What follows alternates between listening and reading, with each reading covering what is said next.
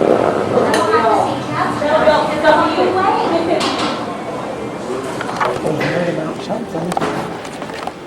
that top open like that? You gonna tell me what to do? Floors collapsed later because what they used for landfill, what was that? So I should imagine the room with mahogany floors, pressed tin ceiling, and painted walls. Might have been nice. Yeah, and had a crapper, so prestigious. Yeah. When I did this tour for 3rd grade, the crapper is the only part you remember later. It wasn't you. No, he.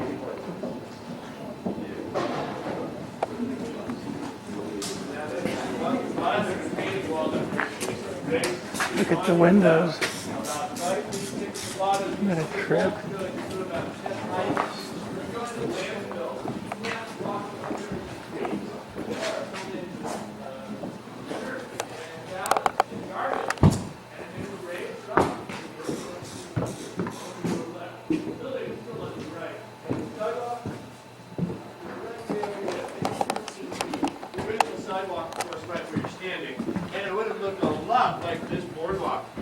They had to stay dry. They built boardwalks all around the neighborhood with ditches underneath, so when the tide came in, water would fill in under there, and people could walk around someplace and stay dry. Can you imagine what it was like crossing the streets when they were muddy? And add sawdust to muddy streets. What does that sound like? Oatmeal? Sort of animals were getting stuck in the streets. Horses, oxen, volunteers would pull them out, and the city was getting chuck holes so large they named them and put them on maps so you could navigate around town. So that's one of the reasons to raise the streets, and one of the main reasons, of course, is to get sewers at a higher level. So people do walk over your head right now, and they probably don't know we're down here. You'd be surprised how many people in Seattle have heard of the underground but don't really know the story. So you know something they don't. And the entrance to the building used to be at this level too. As we turn the corner here, notice on the right the doorway, which is now brick shut. Watch your step.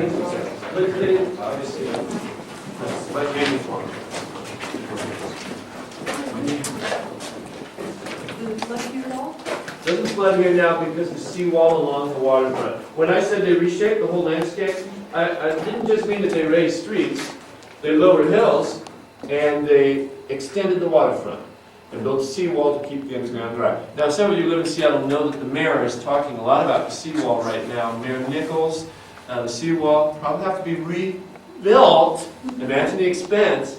And all of that landfill west of First Avenue is the area along the waterfront where you see Highway 99 built on a viaduct. Have you seen that?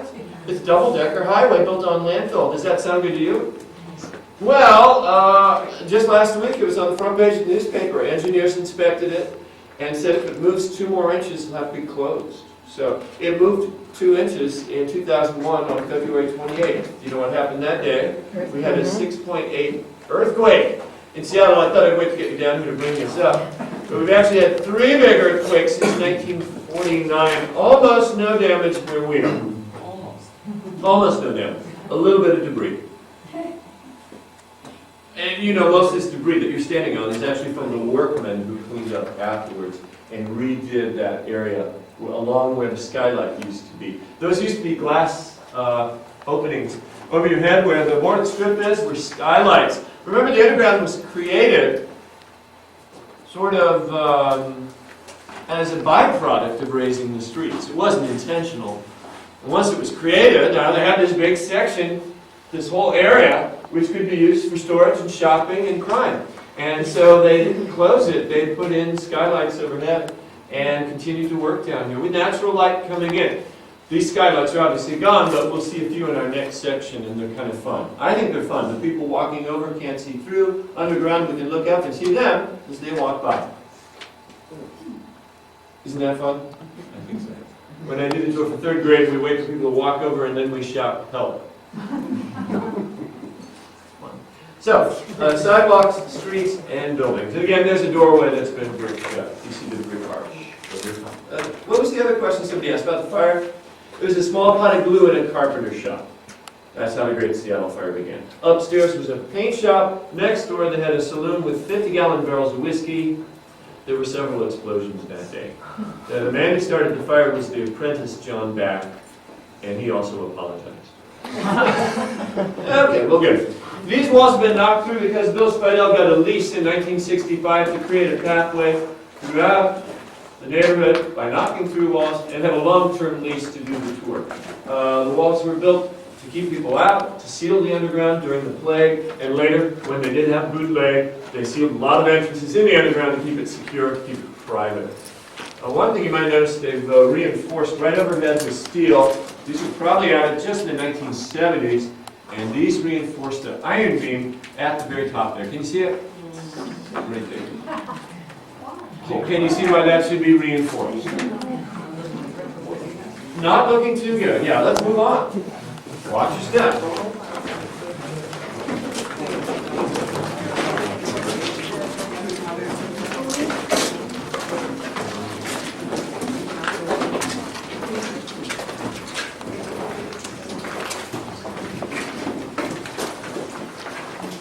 Yeah, I'd say those beams need a little reinforcement.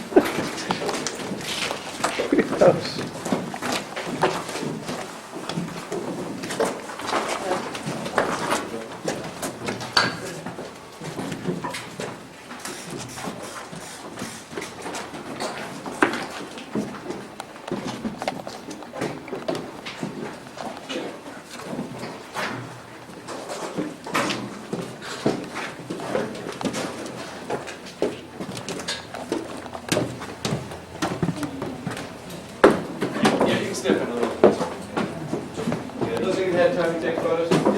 Did you have other questions I didn't answer? Feel free. You're right, the brick overhead is not just decorated, it holds up the sidewalk. And anytime on the tour you look up and you see brick arches or like an arcade overhead, that's the sidewalk area. In front of the building here is sandstone, but notice the wall is too, the retaining wall. And so sometimes it's concrete, sometimes it's sandstone, and sometimes it's brick. They sort of made it up as they went. Floors have fallen.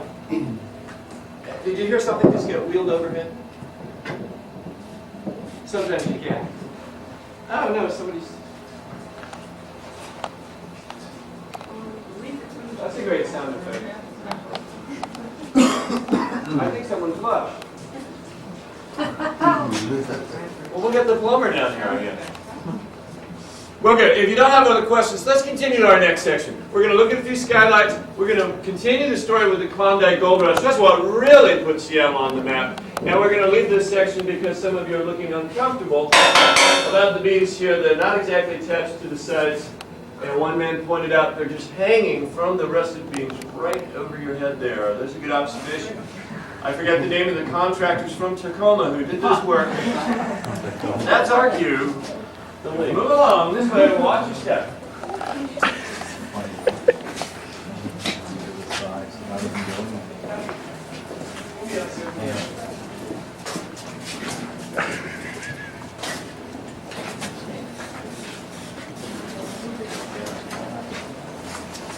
You could go into that spot.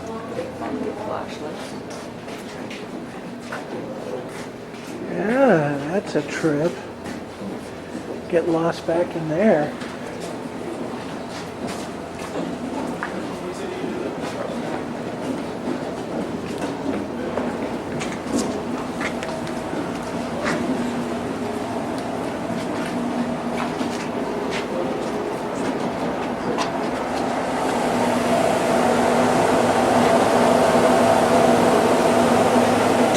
Hey, that's got stuff in it.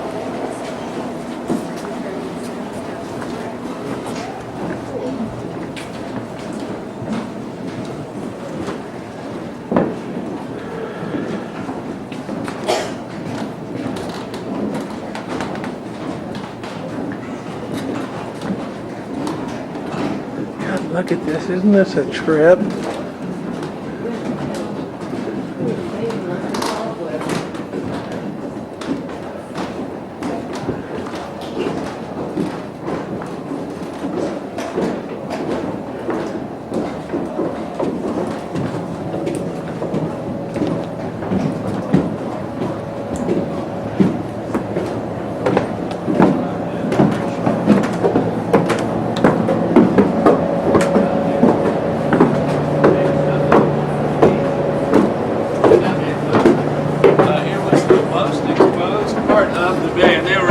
November of 1851. It's the rainiest month of the year.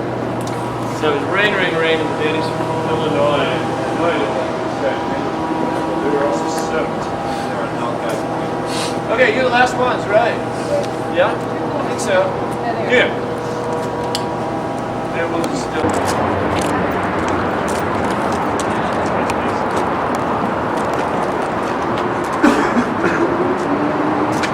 These old buildings. Isn't it like being out in...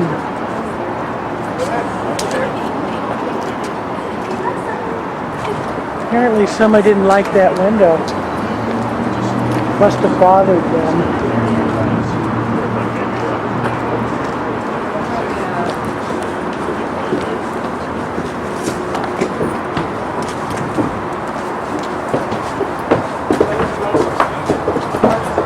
Careful. There's some nasty steps.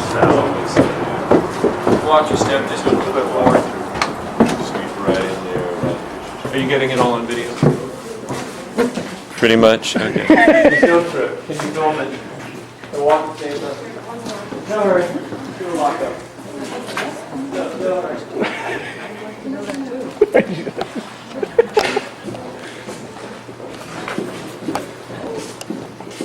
Good. We have a good question for you. Yes. Where are all the bricks from? Well, the bricks were made here. When the city burned down, there were already 3 brickworks. But they ran out of supplies, so they're building the city really fast. This is how fast. Within 2 weeks of the fire, 138 new buildings were already under construction. So the word went around that if ships were going to be arriving in Seattle, they should bring brick. And they did. So the bricks were probably made in San Francisco or in Japan. A lot of them were made locally, but ships were crossing the Pacific from the Far East. Already by the 1890s, Seattle had weekly shipments from the Far East. And Seattle was a day closer than San Francisco by sea. So Seattle was really in a good location. And it was in the right place at the right time once the gold rush was on. We're going to go into that right now. Because part of the underground was used to store Klondike gold. Notice here at the corner, used to be the Scandinavian American Bank. Does this building look familiar? Just stood in front of it. Which coffee shop was it? Tell us. Starbucks is across the street. It's always across the street in Seattle. So, yeah, this is where we stood on the purple skylights. You might recognize the building, however, you might notice there's a difference. See any difference? Steps, yeah. Remember, the streets might have been raised more than once. This photo is taken before the streets were raised to the final height. Notice you can see windows still at the lower level. I can read the sign. It says insurance. 7 steps, 2 stories, and then look at the side of the building in a later photo and you see the 3rd story. Added later, it's brick, it's not a good match. It's still on the building. Look at that when we go back upstairs. That's Skid Road, yes sir way. Almost everything's still standing though. That is gone. What stands there now, remember? The parking garage. Good, you've got your bearings. It is. It's a flat iron shed. You know, for those who live in Seattle, that parking garage is not going to be there in 2007. The monorail will be going down 2nd Avenue to the stadiums by 2007, and that site will be the new Pioneer Square transfer station for the monorail. Sound nice? Yeah, I think so. Quite an improvement. These old signs do still appear, though, on buildings throughout the neighborhood. You might look for them. Some of them say Havana cigars, 5 cents. So those signs would be 90 years old. Even over 100 years old, and they're fading on the brick walls. There's a lot of history in the neighborhood. Actually, the most interesting period, though, was the period of the gold rush. During the gold rush in Seattle, stores might have looked like this one at the upper right. Cooper and Levy were across the street. Obviously, they were pioneer outfitters. And they're also stacking supplies outside their shop, about 6 feet high. Why? It's a boom, it's a rush. They cannot keep up with demand. Seattle cornered the market by flooding American newspapers with an ad that said, "Welcome to Seattle Gateway to the Klondike." Do you see anything wrong with that ad, Gateway to the Klondike? It doesn't mention the Klondike is about 2,000 miles after the gate. A lot of prospectors came to Seattle thinking if they bought a ton of supplies, they could reach the gold fields in 2 weeks from Puget Sound. Do you buy that? Not possible. But as long as they spent their money here, that was the main thing we wanted. And we did. We sold food, clothes, and equipment. Why a ton of supplies? You're going over the Canadian border, you're going to Canada's Northwest Territory. The mounted police at the border won't let you cross without a ton of supplies. During the gold rush, people were racing to get their first stake of good land claim, but once they got there, they had no food, they had no clothes to last 8 months. It's a long winter. So the one-ton lot is really probably what put Seattle on the map. In 1 year here in Seattle, the sales increased 3,000%. There's a huge boom, and the stores are making a killing selling things the miners needed, and a couple of things the miners did not need. It looks like prospectors are a little bit gullible. A few of the stores in the neighborhood were selling the Klondike bike. Does that sound useful? It has a big wheel, and it has a big steed. That's the Klondike bike. And this is hard to believe, but a few of the stores sold gophers claiming they would dig for gold. Really? And I learned that from a national park ranger on Main Street. So if you have time, go down to the Klondike Museum. I think you might enjoy it. They have photos similar, but not the same. Nordstrom started here, then that's Nordstrom shoes in this middle photo. And the mayor of Seattle, that's John Nordstrom, I believe. The mayor of Seattle started building these ships. He had great timing. 1898 would be the height of the Klondike Gold Rush. He had 12 steamers. He was making a lot of money. His doctor told him in 1904 he had less than a year to live, so he sold his shipyards and made a fortune. And he went up to the beautiful San Juan Islands to live the last 12 months. He lived until 1943. So obviously his doctor was a little mistaken. And his house, anybody know what his house is on Orcas Island? It's Rosario Resort. You can spend the night there. It's one of the finest resorts in the Northwest. So Seattle finally was a boom town. This bank would have been open 24 hours a day. Even the coffee shop doesn't stay open 24 hours a day. And they were storing their gold in the underground. And we're going to walk through that area right now. Don't get your hopes up. We've looked for gold. You recognize the Pioneer Building and that stolen totem pole. I didn't tell you it was stolen. Stolen? How do you steal a totem pole?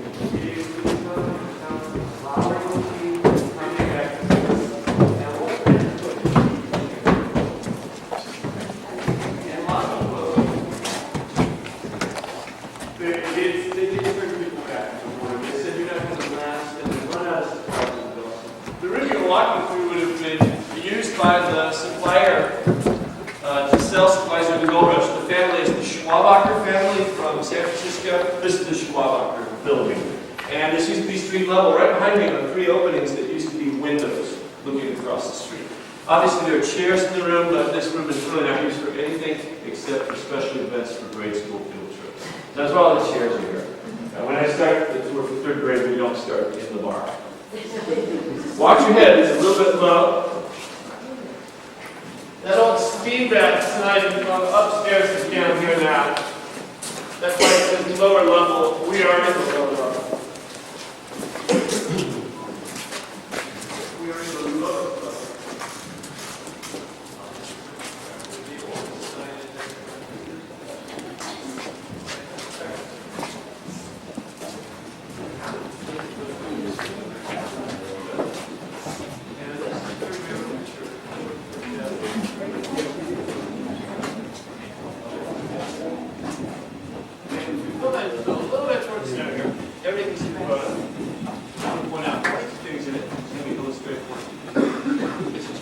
Watch your head, the old steam pipes are right over your head there. They're not used anymore, the tourist baths are, well, sometimes these are sometimes used as a rat monorail. But the steam baths used to be there, and a hotel in the Schwabacher building. And we're right on the street. We're right about here. This is now called First Avenue South. It used to be called Commercial Street. Streets would be about 11 feet higher here. The previous streets were on about 14 feet higher. And then higher still, as you go to Chinatown, when the underground is about 2 stories deep. And look at how steep the hill was before the regrade. You remember that comparison with the Panama Canal. A lot of this dirt was washed away with very high pressure water hose. It's called hydraulic sluicing. So that today, although it's still steep, it's only about like this. And here, about a 49% grade. We can also see one of the plumbing systems is made of wood. Anybody want to guess what it was? The sewer was a box, remember? This is the one built before it for the fresh water. So they had 2 systems. That's why the sewer was a box. It was for wastewater. And the fresh water came through pipes like this from Lake Washington. And these were used in the neighborhood for, a long time. And a few were found on Jackson Street in 1983 under the street. Still working. They were supplying water to the buildings on Jackson Street 20 years ago. And the city was definitely surprised by that. But they were all removed. And most of them shipped to Tacoma so they could upgrade. And the whole city is made of wood. So would you guess this is before or after the big fire? It is before the fire. After the fire, brick, stone, cast iron. Fire beginning, as you know, carpenter shop, right around the corner, right under that UFO, and blue south. There's the hardware stores that blew. A third grader on my tour told me it's not a UFO, it's an exploding crapper. Okay, whichever. Streets are made of dirt, boardwalks, sidewalks. I think you can see there's a ditch underneath. And one last detail which a third grader pointed out for me, there seem to be a lot of men and maybe only one woman in the picture. Is that typical? Very typical. What do you think the odds are that you would have been a man in Seattle in 1860? Well, what are the odds that you would have been a woman? About 10 to 1, yeah. About 10. And 10 men for every one woman in the Northwest. Actually, Seattle, more women. Actually, quite a few women in Seattle concentrated in this neighborhood anyway. The women in this neighborhood were all professionals, and the city knew that in this neighborhood there were bars, saloons, hotels, and theaters. And the city was very happy to have these women working in Seattle because it was a huge destination for loggers and sailors and deckhands on Friday and Saturday night. Of course, illegal activity kind of got out of hand in Seattle, so they tried to get control of it. And one woman was sort of appointed the CEO of seamstress activity. Seamstress is how the women were listed on the tax roll. So on one street in the neighborhood, there were 2,512 seamstresses in this neighborhood. It looks like we were the sewing capital of the Pacific Northwest. The woman who was in charge was Madame Lou Graham, and she came up with some very good ideas. And so I would say she was one of the founders of the city. She was the most powerful woman in the city in the 1880s and 90s, and her place of business was across the street from City Hall. So she was pretty well connected with City Hall. She worked with their complete approval. One of the things that she tried to do was to try to prevent men getting drugged in bars and brothels and knocked out and robbed and dragged into back rooms and dropped through trapdoors onto the tide flats. And that was happening quite a bit in the city. Men were complaining pretty loudly. One other thing she did was she installed a safe at her establishment. So if men came to her establishment to spend the night, she would lock up their valuables. And if they wanted to spend a week in the city, she would keep it in her safe. So she was also later a banker and became the city's #2 unofficial banker. So if you went to the main banker in town, Jacob Firth, and he said, I don't really think you're trustworthy for a loan, but you might go see Lou. She would loan people $500, sometimes just on their word, and some pioneer families probably got their start from Madame Lou. So she deserves a little credit. When she died, she left her large fortune to the Seattle public school system. That's amazing. And there's no Madame Lou Elementary School in Seattle. You'll see a photo of her at the very end of our tour. We're going to walk through a museum, and the photo is, well, it's about this size. And it shows 5 ladies sitting in a parlor. That's the original sewing circle. And a woman on the left is Madame Lou. One last thing she did proved to be the most valuable for the entire city.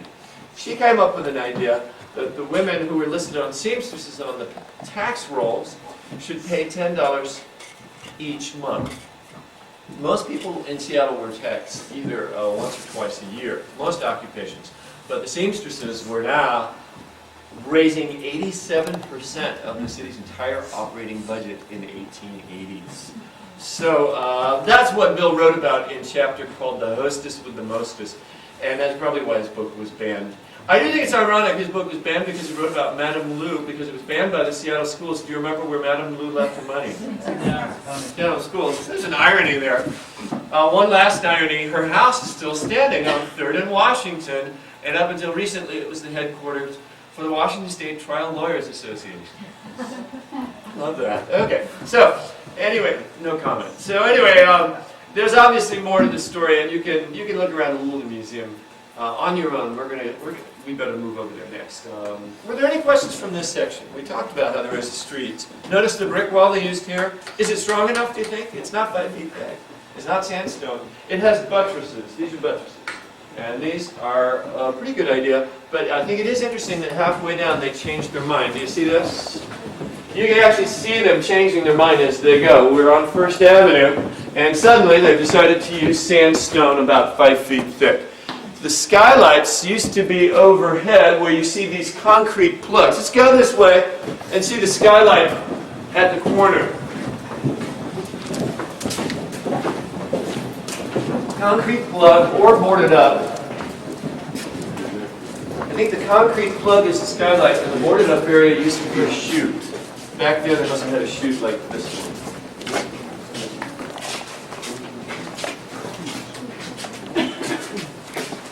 Oh, yeah, very bright.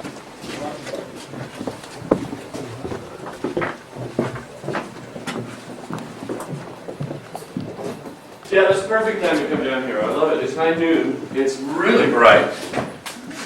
And you'll see, you'll definitely see some pretty crisp shadows as people walk over here. In just a second. Now it's all dried out too. There was a big puddle here on Sunday. So, good. You can take pictures. Come on in. We'll wait for everybody. You know, the people walking over can see camera lights flashing. If they would only look down, they would have a clue. There's a tour group under their feet because they would see those camera lights. Skirt law, right? We can't. You can't see them that well, no. You see their shadow. Come on in. Let's film it. So do you know the history of Bellevue? Very little. It must have just been farmland. Oh yeah, a lot of farm. I do have a little book, but I don't remember. And Kirkland, do you know who Mr. Kirk was? No? He was an Englishman named Peter Kirk. He was going to make Kirkland a steel town like Pittsburgh. Oh, thank goodness. Aren't you glad he went bankrupt? Yeah. He was going to make Kirkland a steel town, and Pittsburgh was the model. Yeah. Come on in. We're looking at this skylight with a lot of light streaming through. Is this brighter than you thought it would be? It works really well. Each piece of glass is a prism. It's a three-way prism. It diffuses light down. Most people in Seattle honestly don't know about it being a skylight. I don't think they know there's a tunnel. And what would they say if they knew 30 people were looking at them? Maybe a little surprised. I do notice when I walk over occasionally the camera lights flashing underground. So when you walk over, look down to see if you see camera lights. There's a clue that there's a group under your feet at that very second. And that's a good time to stop it. So, All together. that would be great. I told you I have shouted here with school kids. I had 40 kids here in November, and we made so much noise we saw someone stop, and one man did a slow turn. It's tempting. Should we shout? We'll do that once. I'll say 1, 2, 3. Ready? Say. Help. Okay. And I'm prepared to wait. Helping all the heroes. Yeah. It's great when it's really sunny like this, and a little bit of the sun will duck over there, so 2 hours from now you won't feel quite this bright. And that purple glass was clear at one time, but like I said, the old glass has impurities. Sometimes it turns green, sometimes brown. 1, 2, 3. Oh! That was good for it all. Oh! And they seem concerned, don't they? No, they don't hear us. Very good, though, yeah. In fact, a lot like a third grade field trip. Very much like third grade. Good. So this would have been installed by the Scandinavian American Bank. That was their entrance. They knew the streets would be higher later, so they had a doorway down here. Today it goes into the basement of Tully's coffee shop, and they don't want us in there, so we're going to go that way. We're going to need some lights. Someone turn on a light behind you on the corner. You see a light switch right behind you. You see it. Looks like a light switch. Just turn that on. Thank you. Good. Leave it on, please. Oh, okay. Remember, there was once treasure stored in the underground. That's why there are no skylights in this next area. They tore them out when they converted the area to a vault. You don't really want to have skylights in a bank vault. Watch your head, please. Watch your step.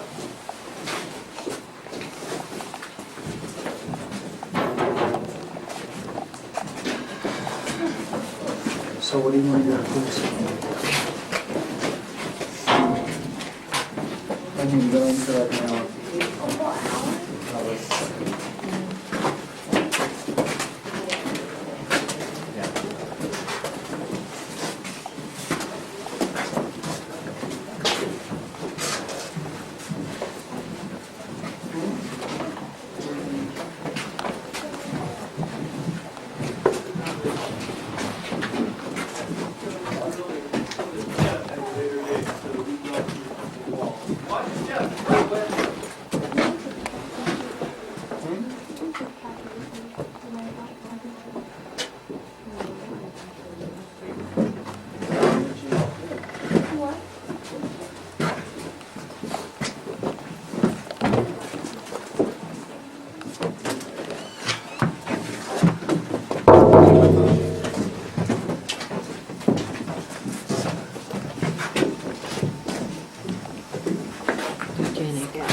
I did. Yeah.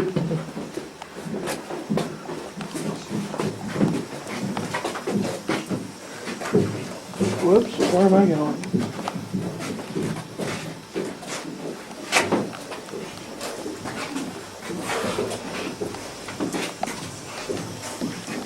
I don't even want to know what that is. Look at this. Another door back in there.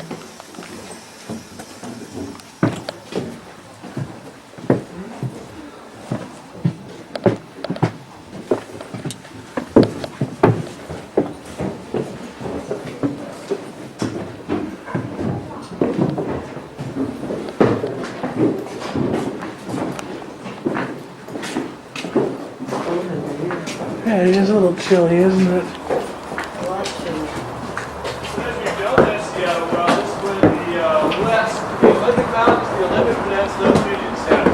And if you haven't seen the city from that bay, it is one great view. It's probably the finest view of the city. These are the Washington State ferries right here at the end of the block.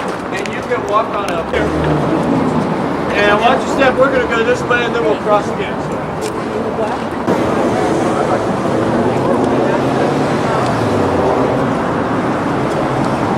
I like her. He said he was sorry.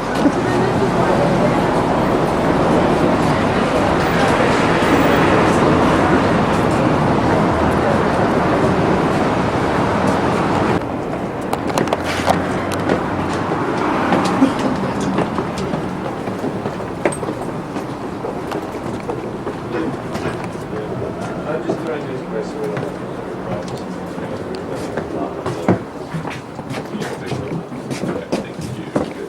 You're just going to throw these in the trash so that we don't. Can't have it, it's mine. You keep yours just as a souvenir, sir. It's suitable for framing, too. Oh, is it?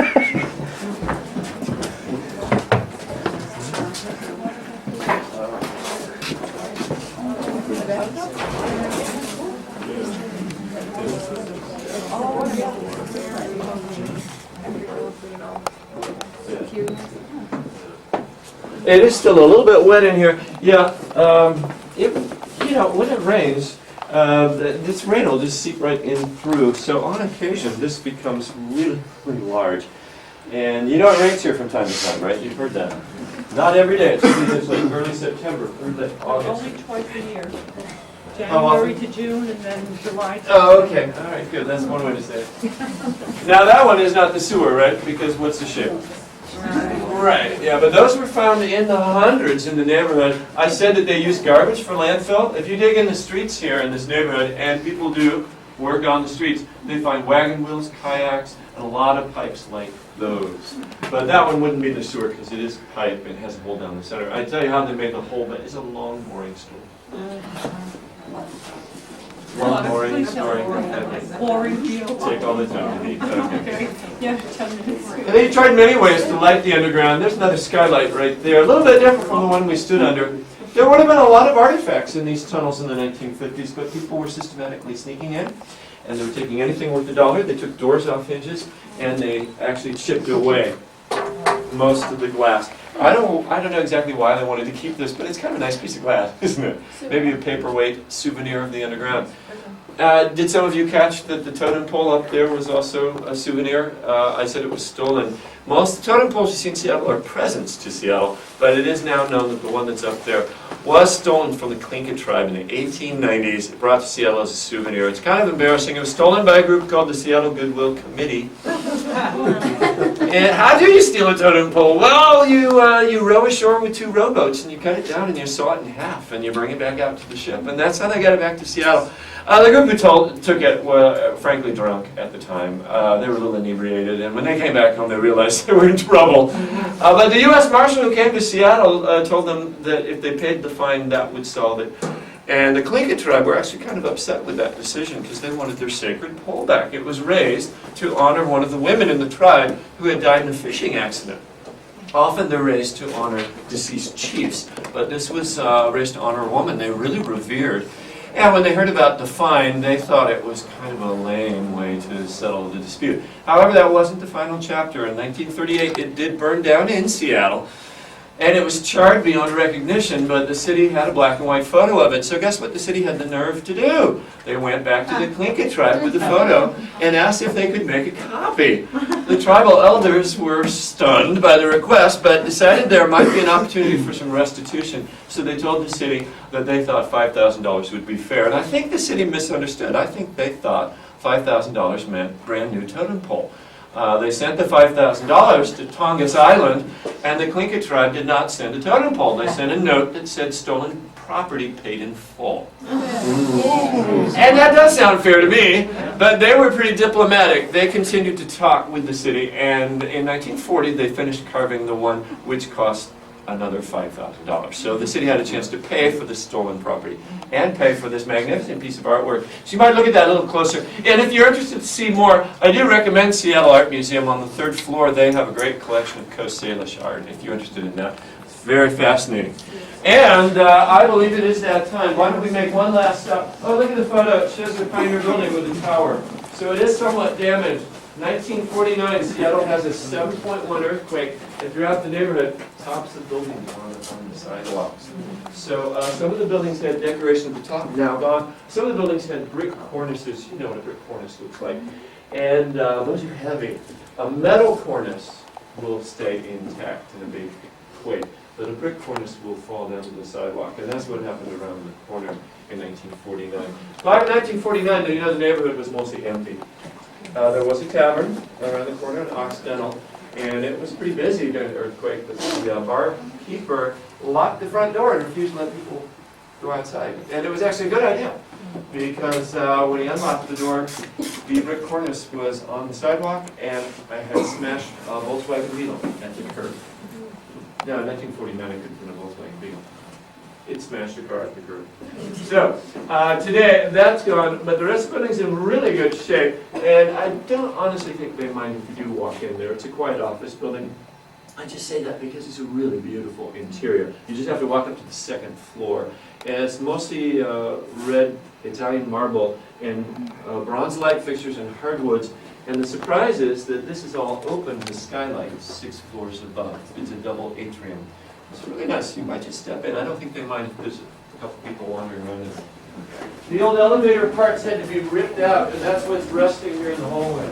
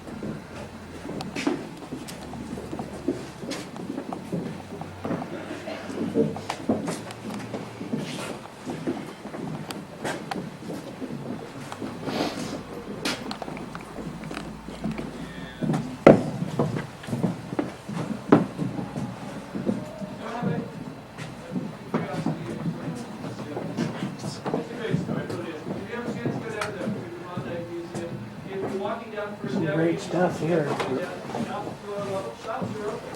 Guns, gas record store on Jackson. Elliott Bay Books uses the underground for coffee shop and cafe. Toy store over there, you find a wine merchant, and an Italian restaurant here on Cherry Street. Most of the underground is not like the areas that we have just gone through. The renovated Pioneer Square is no longer Skid Row, and I did think Bill Seidel deserves a little bit of the credit because he started the underground tour in 1965 as a way to collect signatures to protect the district. So he did collect about 70,000. Step on in. We're just concluding, and I'm going to explain the way out, and I want to make sure you all know where to go, so to speak. If you don't know where to go in Seattle, grab a map and ask directions. I'll be here for a while. If you have questions, let me know. I'll be standing around the tip jar looking going. The restrooms are at the back and to the left. These are some of Bill's titles. You'll find a lot of history books. I do recommend those books. And if you want to get a copy, tell the cashier you're on Ed's tour. There's a discount. Just say Ed, and they'll take care of you. With the discount at $7.95 because of our low overhead. You're getting it, good. The museum is there. Restrooms back there. There's only one way out. You have to exit through the gift shop. It just worked out that way. And finally, I want to thank you for coming. It's a real nice change of pace to have a small group, and it's a fun group. Thank you very much. I'm going to follow you. I'm supposed to count. I have to subtract 2 because there's a couple that had to leave early because they're catching the plane. Watch your head, please, and thank you guys for cleaning out the cobwebs. Sign the guest book if you liked the tour. My name is Ed. If you didn't like the tour, it's Janet. I didn't tell you about Janet. She claims there's a ghost in that bank vault that we walked through. I was going to tell you about it. There must be ghosts in the underground, don't you think? Janet described his clothes and the way he combed his mustache. She's very serious. Very There's a nice. ghost. This must help hold up the beam. We're going to build a whole underground out of little green stickers. There you go. And there's no hurry. You can look around.